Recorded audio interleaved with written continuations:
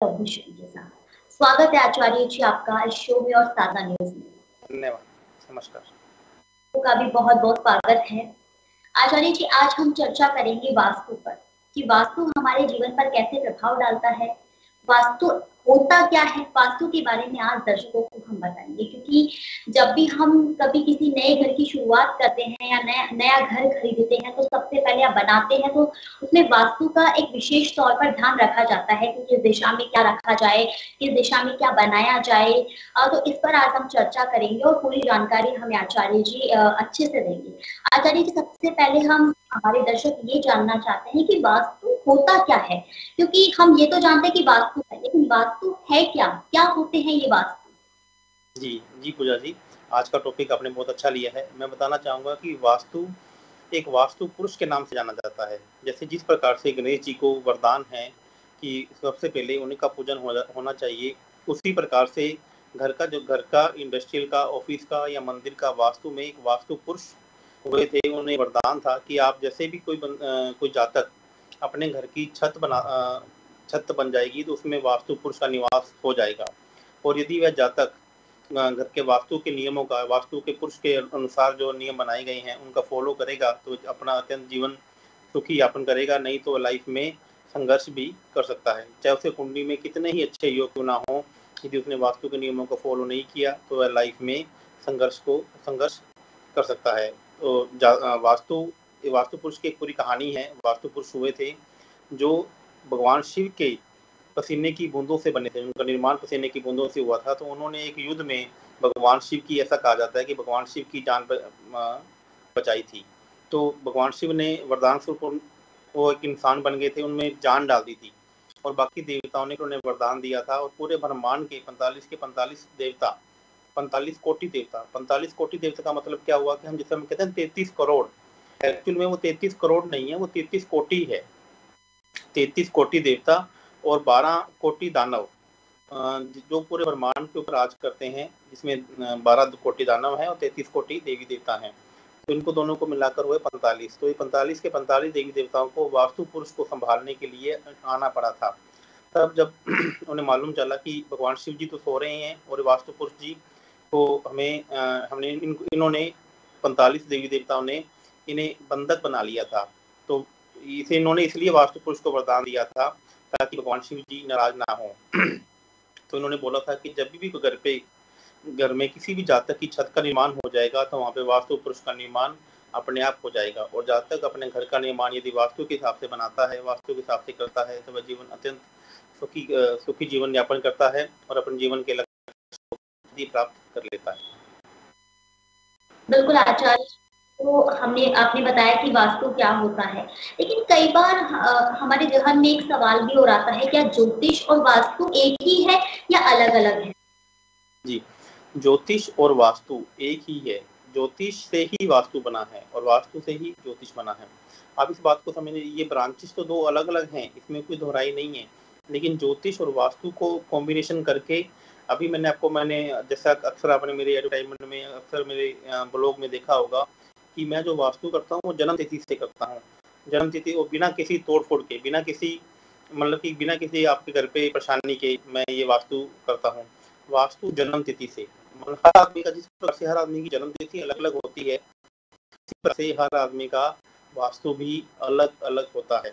देखिए, वैसे तो वास्तु के कॉमन जो बेसिक सिद्धांत हैं वह सबके लिए इक्वल लागू होते हैं। जैसे नॉर्थ ईस्ट में किचन नहीं होनी चाहिए, साउथ ईस्ट में किचन हो सकती है, नॉर्थ वेस्ट में किचन हो सकती है, जो माली का कमरा है वो साउथ वेस्ट में होना चाहिए। लोग इतना ही जानते हैं, जबकि मैं बताता हूँ ये वास्तु नहीं है, ये वास्तु का बहुत छोटा रूप है। आज जो वास्तु है इसके अंदर आपने 4 दिशाएं सुनी होंगी, नॉर्थ वेस्ट साउथ ईस्ट। 4 दिशाओं के बाद 4 विदेशें होती हैं, इसमें north east, south east, north west और साउथ वेस्ट। इन 4 दिशाओं को और 4 दिशाओं को मिलाने के बाद 16 जोन निकाले जाते हैं। और सबसे बड़ी इंपॉर्टेंट बात ये है कि डिग्री का निर्धारण कि वास्तु में आप होना सबसे ज्यादा इंपॉर्टेंट है। लोग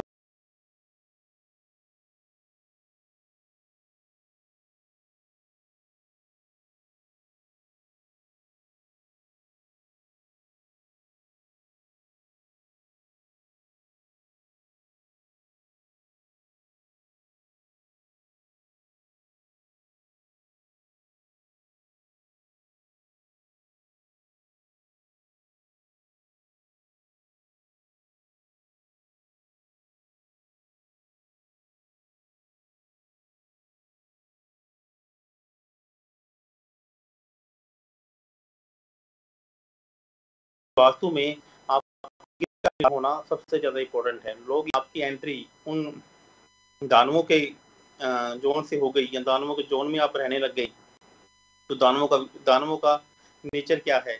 नशे की प्रवृत्ति में डालना, गलत आदतों में डालना, आपके पैसे को गलत चीजों में लेके जाना, पैसा घर पे सेविंग नहीं होना, घर पे रोज घर में सुख शांति नहीं रहना, घर में एक दूसरे को झगड़ा हो जाना। तो इस तरीके की चीजें भी अक्सर हमने घरों में देखी हैं।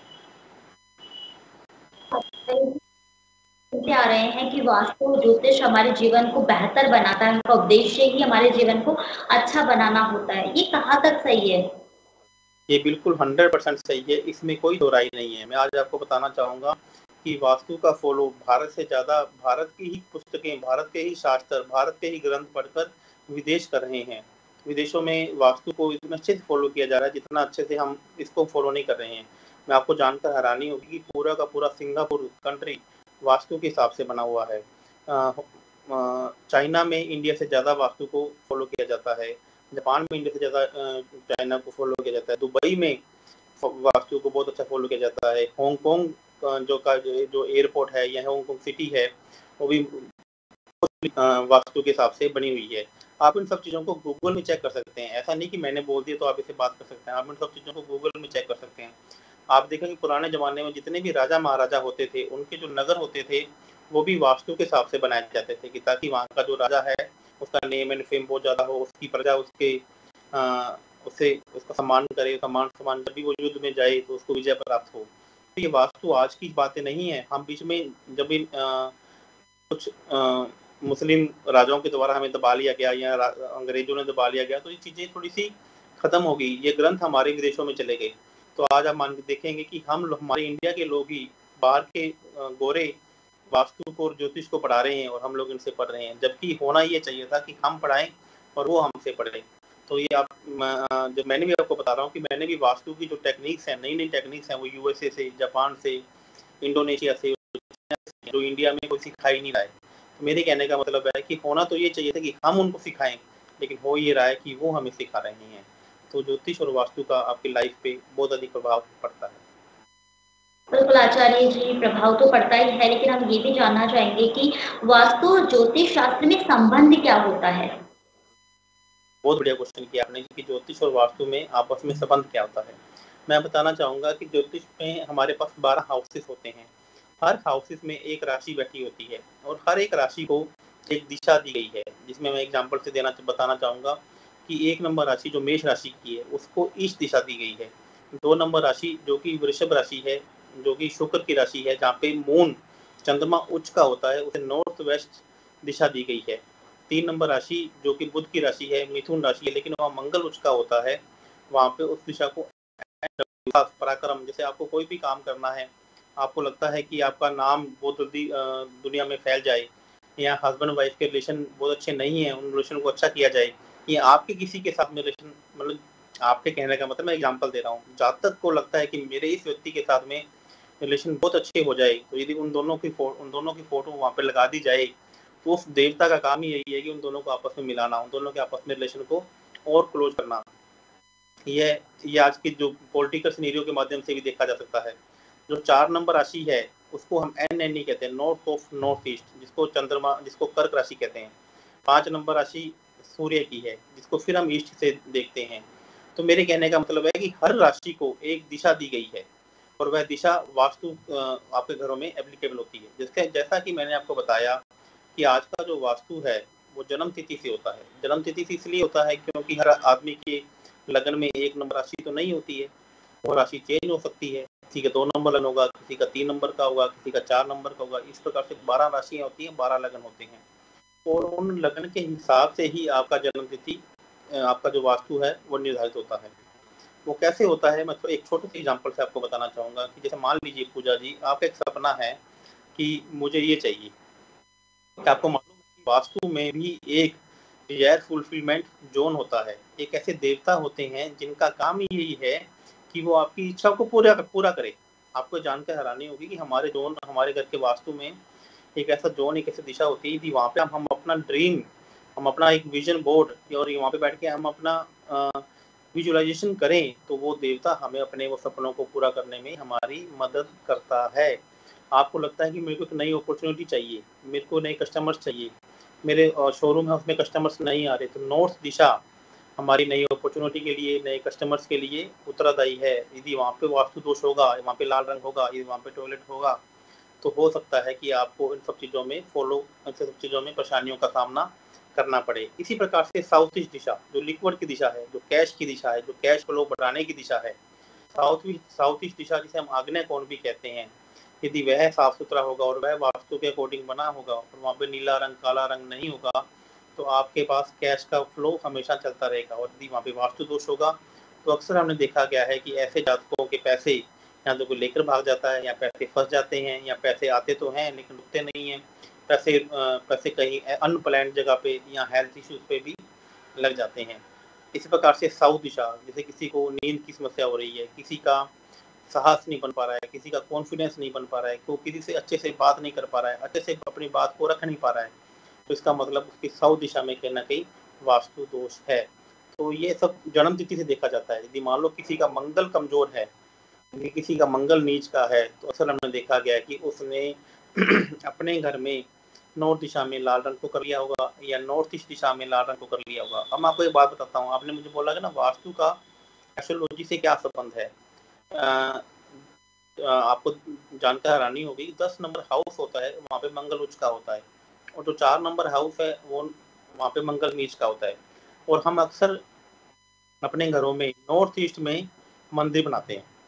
नॉर्थ ईस्ट में मंदिर बनाना बहुत अच्छी बात है, हम मंदिर बना भी सकते हैं, वहाँ पे पूजा कर भी सकते हैं, लेकिन अक्सर आपने देखा होगा जितने भी मंदिर नॉर्थ ईस्ट में बनते हैं वहाँ पे हम लोग बहुत ज़्यादा लाल कलर को लगा देते हैं। बड़ी बड़ी माता की चुन्नी या बड़ी बड़ी पर्दे, लाल कलर का मैट, ये सब कुछ। यदि आपने नॉर्थ ईस्ट में बहुत ज़्यादा लाल कलर को स्थापित कर दिया तो इसका मतलब ये हो गया कि आपने वहाँ पे मंगल नीच का कर दिया, क्योंकि वो वाटर एलिमेंट की जगह है और आपने वहाँ फायर एलिमेंट को स्थापित कर दिया। आपकी कुंडली में, आपके हॉरोस्कोप में मंगल अच्छा हो तो अभी अब आपको मंगल का अच्छे रिजल्ट्स नहीं मिल रहे हैं, जिससे आपकी क्लैरिटी ऑफ माइंड नहीं हो पा रही है।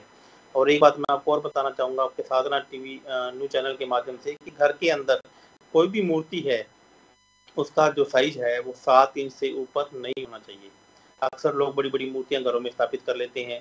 यदि 7 इंच से मूर्ति कोई भी आप घर पे स्थापित करते हो तो फिर उसकी पूजा, उसकी जो साधना है वैसे ही करनी पड़ती है जैसे एक व्यक्ति की होती है। उसको भी आपको रोज नहलाना पड़ेगा, रोज खाना खिलाना पड़ेगा, रोज उसके लिए बैठ जाना पड़ेगा, सुलाना पड़ेगा।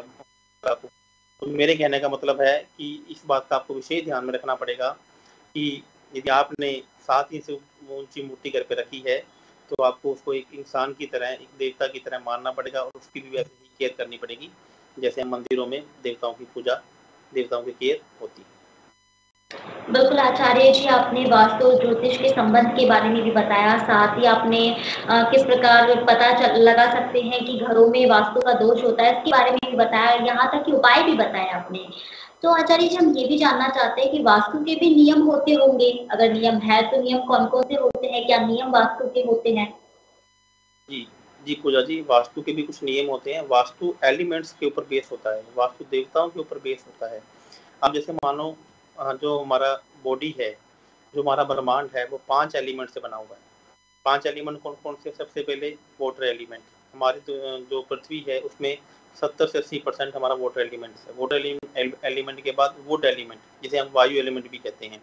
उसके बाद फायर एलिमेंट, उसके बाद अर्थ एलिमेंट, उसके बाद आकाश एलिमेंट, जिसे हम ये 5 एलिमेंट हैं जिसे हमारी बॉडी बनी है। इसको मैं अपने शरीर से बताना चाहूँगा। जो हमारा वाटर एलिमेंट है, हमारी बॉडी में जो ब्लड है ना, जो ब्लड लिक्विड रूप में चल रहा है, वो हमारा वाटर एलिमेंट है। अर्थ एलिमेंट जो हमारे शरीर में हड्डियां हैं, स्केलेटन है, वो अर्थ एलिमेंट है। आकाश एलिमेंट जो हमारा पेट का हिस्सा है, जो हमारे स्टमक का हिस्सा है, वो अर्थ एलिमेंट है। एयर एलिमेंट जो हमारे हम सांस ले रहे हैं, जो भी हम आपस में ये सांस ले रहे हैं, वो हमारा एयर एलिमेंट है। और फायर एलिमेंट जो भी खाने को पचाने का काम करता है, हमारी बॉडी का जो टेम्परेचर है वो हमारा अग्नि, फायर एलिमेंट है। तो इसी प्रकार से पांचों के पांचों एलिमेंट हो गए और यही 5 एलिमेंट्स हमारे घर में काम करते हैं।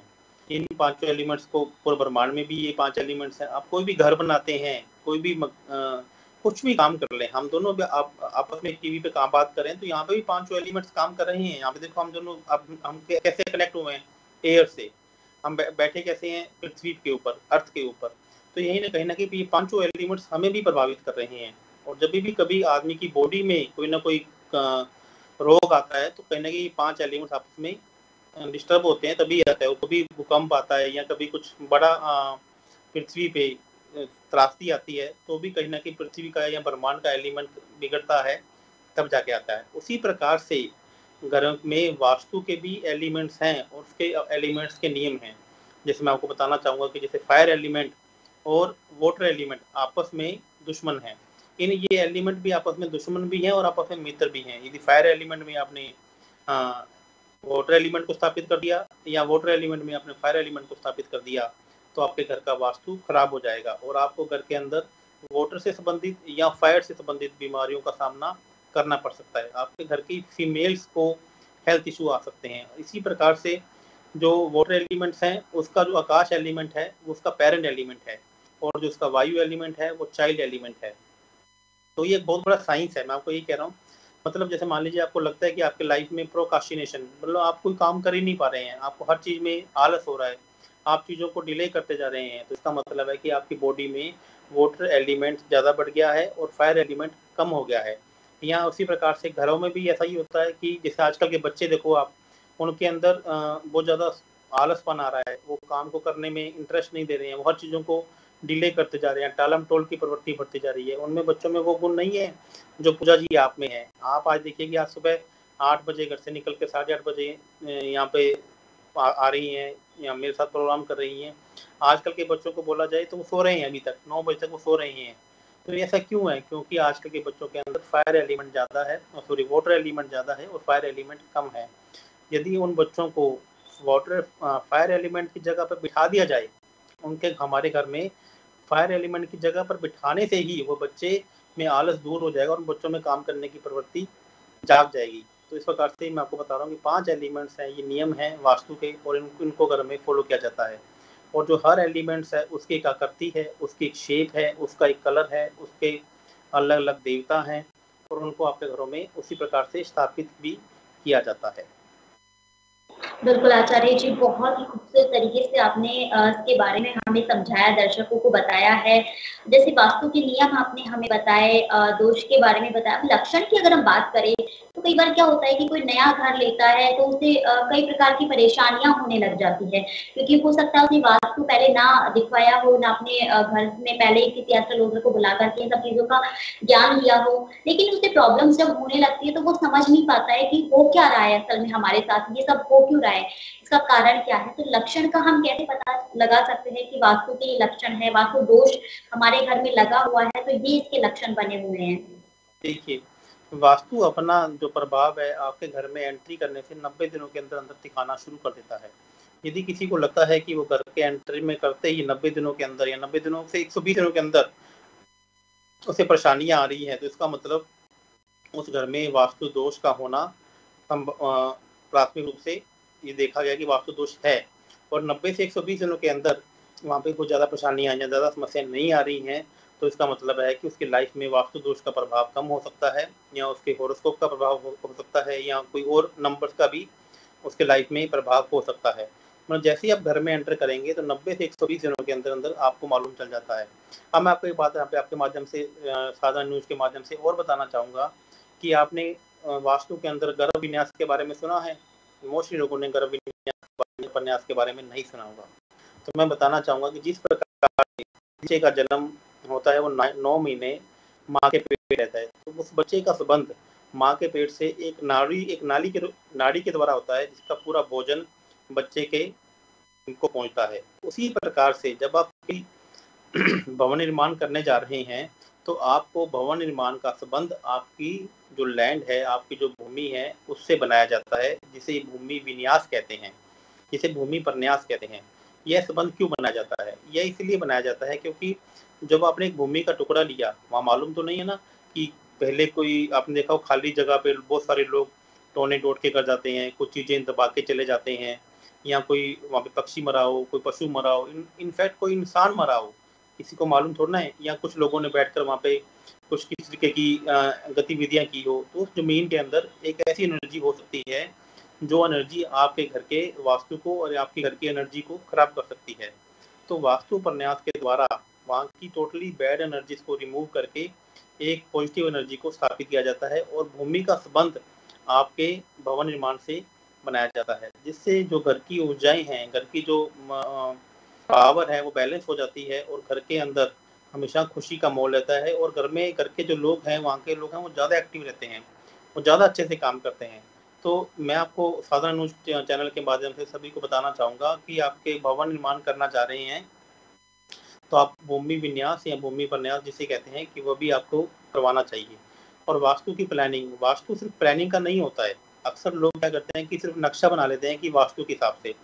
प्लानिंग के बाद भी जो वास्तु है वो इंटीरियर का भी होता है। सबसे बड़ा जो रोल है वो इंटीरियर वास्तु का है कि कौन सी दिशा में कौन से कलर के पर्दे लगाने चाहिए, कौन सी दिशा में किस तरीके की वॉल क्लॉक लगानी चाहिए। वॉल क्लॉक के अलग अलग साइज आते हैं, राउंड क्लॉक लगानी चाहिए, स्क्वायर लगानी चाहिए, रेक्टेंगल लगानी चाहिए, कौन सी दिशा में किस तरीके के शेप्स होनी चाहिए। जैसे मान लीजिए कि आपने नॉर्थ की दिशा में पर्दे तो सही रंग के लगा दिए, लाइट कलर के लगा दिए, लेकिन वहाँ की जो शेप्स हैं वो रेक्टेंगल लगा दी। तो और साउथ की दिशा में आपने पर्दे तो अच्छे कलर के लगा दिए, लेकिन वहाँ की जो शेप्स हैं वो स्क्वायर लगा दी। तो ये देखना जाना चाहिए कि किस तरीके के पर्दे होने चाहिए, किस तरीके की शेप्स होनी चाहिए, टाइलें का रंग किस तरीके का होना चाहिए। आपके आर्टिफैक्ट्स जो हम घर की सुंदरता को बढ़ाने के लिए आर्टिफैक्ट्स हमारे घरों में लगाते हैं, तो वो कहाँ कहाँ लगाने चाहिए। तो यदि हम इन चीज़ों को समझ लेते हैं तो हमारा घर का वास्तु भी अच्छा हो जाता है और हम अपने घर के सपनों को, जो घर हम अपने सपनों को पूरा करने के लिए बनाते हैं, तो वो घर हमारे सपनों को पूरा करने में हमारी मदद भी करता है। बिल्कुल आचार्य जी, आपने बताया जैसा कि बिल्कुल सही कहा कि हमें इस लक्षण से पता चल सकता है कि नकारात्मक शक्तियाँ जब घर में आ जाती है तो हम समझ सकते हैं कि वास्तु दोष जो है हमारे घर में आ गया है। और यानी कि आपने ये भी बताया कि कौन सी चीज़ कहाँ होनी चाहिए, कौन सी दिशा में होनी चाहिए, जिससे हमारे घर में खुशियाँ रहे, परिवार में उन्नति हो, सारी मतलब खुशियाँ बरकरार रहे। तो ये सारी चीज़ें देखने को मिलती है। साथ ही आचार्य जी, कई बार ये भी देखा जाता है कि एक व्यक्ति के किसी भी वस्तु के साथ उसका भाग्य जुड़ा होता है। ये बहुत जगह हमने देखा है। लेकिन आजकल की जनरेशन की हम बात करें तो दोस्त होते हैं, भाई बहन होते हैं, या परिवार में किसी को भी ले लीजिए, उन्हें मतलब कि वस्तुएं एक दूसरे को देने का पसंद होता है। जैसे किसी की कोई भी वस्तु हमें पसंद आ गई, फिर वो चाहे कपड़े ले लीजिए, घड़ी ले लीजिए, या फिर कोई भी ऐसी चीज जो हमें पसंद आ रही हो, तो हम दूसरे की वस्तु को पहन रहे हैं, उसकी वस्तु को इस्तेमाल कर रहे हैं। तो कहीं ना कहीं ये भी हमारे लिए ठीक होता है, नहीं होता है, क्योंकि किसी एक वस्तु को भाग्य से भी जोड़ा जाता है व्यक्ति की, तो उससे क्या इम्पैक्ट पड़ता है, क्या प्रभाव पड़ सकता है व्यक्ति के जीवन में। जी, आप बिल्कुल सही कह रहा। आपके आज आपने बहुत ही अच्छा क्वेश्चन लिया कि हमें किस चीज़ों का, आपने बोला कि देनी चाहिए या कौन सी चीज़ें नहीं देनी चाहिए, कौन सी चीज़ें आपके भाग्य के साथ में जुड़ी हुई हैं। तो मैं आपको बताना चाहूँगा कि आपने अक्सर लोगों को देखा होगा कि कुछ लोग परफ्यूम गिफ्ट कर देते हैं और कभी-कभी कुछ लोग बोलते हैं कि परफ्यूम गिफ्ट नहीं करना चाहिए। तो परफ्यूम जो है वो शुक्र ग्रह से जुड़ा हुआ चीज़ है, क्योंकि शुक्र ग्रह आपको लग्जरी देता है, शुक्र ग्रह आपको पैसा देता है, शुक्र ग्रह आपको नेम एंड फेम देता है, शुक्र ग्रह वो आपको सब कुछ देता है जो आपको चाहिए। तो इसलिए लोग अक्सर बोलते हैं कि आपको परफ्यूम या इत्र गिफ्ट नहीं करना चाहिए। जो कपड़े हैं, जो हमारे क्लॉथिस हैं, ये भी कहीं न कहीं शुक्र ग्रह से जुड़े हुए हैं। अक्सर आपने पुराने ज़माने में घर की महिलाओं को देखा होगा कि वो कपड़े देकर बर्तन ले लेती हैं। तो मैं उनको बताना चाहूँगा कि वो अपना शुक्र देकर शनि ले रही हैं, मतलब खुशियाँ देकर दुःख ले रही हैं। तो ऐसी महिलाओं को कभी भी ऐसा नहीं करना चाहिए कि कपड़े देकर शनि ले लें। शनि, और ना ही किसी को अपने कपड़े फ्री में गिफ्ट करने चाहिए। यदि वो किसी, आपको लगता है कि आपके कपड़े अब अच्छे नहीं रहे हैं, आप पहनने लायक नहीं रहे हैं, तो आप किसी से 10 रुपए ले लीजिए। आप वो 10 रुपए लेकर कपड़ों को दीजिए। कपड़े कभी भी फ्री में नहीं देना चाहिए। अब मैं इत्र की या शुक्र की बात करूँ तो यह देखा जाएगा कि आपकी कुंडली में शुक्र उच्च का है या शुक्र नीच का। यदि आपके हॉरोस्कोप में शुक्र नीच का है तो आप किसी को परफ्यूम गिफ्ट कर सकती हैं, इत्र गिफ्ट कर सकती हैं। और यदि आपकी कुंडली में शुक्र उच्च का है तो आपको ये इत्र या परफ्यूम आपको शुक्र गिफ्ट नहीं करना चाहिए। आप घड़ी की बात कर देते हैं। लोग अक्सर क्या करते हैं कि घड़ी गिफ्ट कर देते हैं। घड़ी क्या हमारे समय को बताती है। देखिए, वैसे तो इसमें बहुत ज़्यादा घड़ी के में उलझने वाली कोई बात नहीं है, लेकिन मैं फिर भी आपको बताता हूँ कि आपके हॉरोस्कोप में क्या चीज़ ऐसी है जिस चीज़ की आप गिफ्ट कर सकते हैं। जो चीज़ें आपके घर कुंडली में नीच की बैठी हैं, अच्छे आपको फल नहीं दे रही हैं, तो आपको उन ग्रहों की वस्तुओं को दान में या गिफ्ट में करना चाहिए। और जो चीज़ें आपको बहुत अच्छी बैठी हैं, उनकी चीज़ों को गिफ्ट या दान में नहीं करना चाहिए। अब भाग्य से बात नहीं है। भाग्य की यदि आपका 7th हाउस का लॉर्ड 9th हाउस में बैठा हो या 11th हाउस का बैठा हो, तो ऐसे जातकों को बोला जाता है कि तुरंत शादी करवा लो, जैसे आप शादी कराओगे तो आपका भाग्य खुल जाएगा। इसी प्रकार से 4th हाउस का लॉर्ड यदि 9th हाउस में बैठा हो, 11th हाउस में बैठा हो, तो ऐसे जातकों को बोला जाता है कि आप एक गाड़ी ले लो, चाहे बाइक ही ले लो, बाइक लेते ही आपका भाग्य खुल जाएगा, क्योंकि 4th हाउस का मालिक 9th हाउस में या फिर 11th हाउस में बैठा हुआ है। तो इस प्रकार से या फिर ऐसा कहे कि 5th हाउस का मालिक 11th हाउस में या फिर 9th हाउस में बैठा हो, तो ऐसे जातकों को बोला जाता है कि एक दोस्त बनाओ, मतलब कि एक ऐसा संबंध बनाओ, चाहे आप मेल हैं तो फीमेल बनाओ, फीमेल है तो मेल बनाओ, मतलब अपोजिट सेक्स का एक आप अपने लाइफ में एक मित्र बनाओ, और तो ये आपका भाग्य खुल जाएगा। तो इस प्रकार से ये आपको थोड़ा सा अजीब भी लगेगा, लेकिन मैं बताना चाहूँगा कि ये आपकी कुंडली में योग होते हैं। किसी का छोटा भाई बहन है, छोटे भाई बहन का जो हाउस है वो 3rd हाउस है, कि 3rd हाउस का संबंध 9 हाउस से या 11th हाउस से बनता है, तो ऐसे जातक को अपने छोटे भाई बहन से संबंध नहीं बिगाड़ने चाहिए। जैसे ही वो छोटे भाई बहन से संबंध बिगाड़ेगा तो उसका जो भाग्य है वो खराब हो जाएगा। और 11th हाउस बड़े भाई बहन का है, यदि उसका संबंध भी 11th हाउस 9th हाउस से बनता है, तो उसको अपने बड़े भाई बहन से संबंध नहीं खराब करने चाहिए। तो इस प्रकार से सभी यदि मेरे कहने का मतलब है कि भाग्य से संबंध यदि किसी भी ग्रह का या किसी भी भाव का बनता है, तो उस भाव से संबंधित चीजों को आपसे संबंध नहीं खराब करने चाहिए, और ना ही आपको उस ग्रह से संबंध या उस ग्रह की चीजों को आगे गिफ्ट में करना चाहिए, देना चाहिए। जी, आपने बहुत अच्छी जानकारी दी, क्योंकि आजकल जो है ना देखा जाता है महिलाएं क्या करती है, किसी भी शादी पार्टियों में जाती है तो एक दूसरे की साड़ी एक्सचेंज करके पहन लेती है, बोलती है कि ये साड़ी मुझे ज़्यादा पसंद है, पहन लेना। और जैसा कि आपने बताया कि महिलाएं अपने साड़ियाँ दे करके बर्तन वगैरह खरीदती है, तो ये अधिकांश देखा ही जाता है, बहुत ज़्यादा लोगों में ये सारी चीज़ें देखने को मिलती है। आज के विषय पर आचार्य जी तमाम जानकारी देने के लिए बहुत बहुत धन्यवाद। कल फिर हम एक नए विषय पर बात करेंगे और दर्शकों को जानकारी देंगे। तब तक के लिए हमें दीजिए इजाजत। धन्यवाद।